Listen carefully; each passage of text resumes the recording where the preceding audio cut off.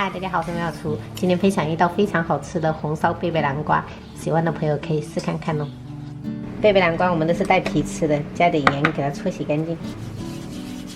洗好以后，我们把硬芯给它去掉，然后再给它对半切，中间的这一个囊给它剔掉哈。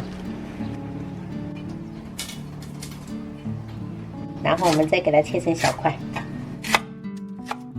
切的时候一定要小心，朋友们哈。之前看到有朋友说他切贝贝南瓜还伤到手了，一定要拿稳，小心一点，切慢一点都没关系。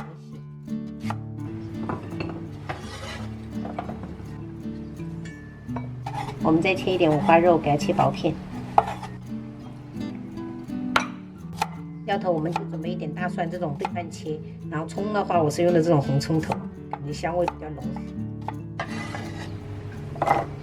最后我们再切一点小米辣跟那个螺丝椒。锅里开水，我们加入1勺盐，然后我们把这个贝贝南瓜给它倒下去，煮个4分钟左右。提前给它穿烫一下，等一下可以缩短那个烹饪的时间，因为它不容易熟。那时间到了，我们先给它捞起来，在表面撒多一点的玉米淀粉，给它抖一抖哈，裹上薄薄的粉。锅里我们一点点油就好了，因为我们这个五花肉比较肥。然后我们把这个肉放上去，给它煸出油脂。炒的时候我们来一点料酒去腥。煸出油脂以后，我们就把贝贝南瓜倒下来，然后把这个料头也倒下来，保持中火煎。煎的差不多了，我们就可以调味了哈，加入小勺盐，这样的松茸鲜，然后酱油，再来一点点蚝油，我们来一点点清水哈。就这样子开盖，给它煮个3分钟。因为贝贝南瓜有裹粉，所以它就是越煮这个汤汁就很浓。然后最后1分钟，我们下入这个螺丝椒跟这个小米辣，稍微给它拌一拌，我们就可以吃锅了。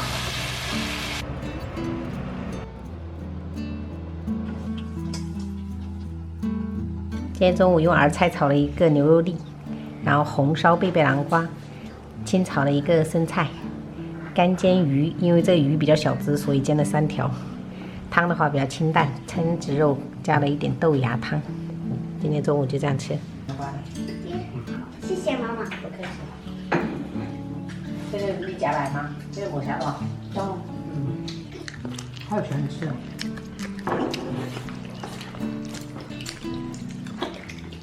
汤吃在一点，先喝口汤。如果这个时候能是赶海，肯定有很多蛏子。现在还给我家的，现在还不适合赶海。汤可以配着喝，宝贝啊，汤。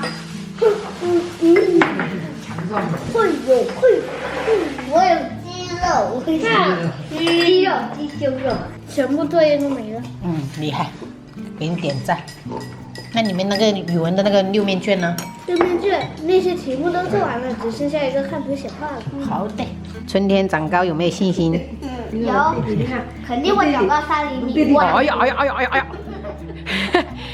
要吃那么多啊！最近胃口真的是很好。不醉，慢慢奶奶煎的，慢慢吃，不着急哈。啊，小心棍儿。太搞笑了，你们。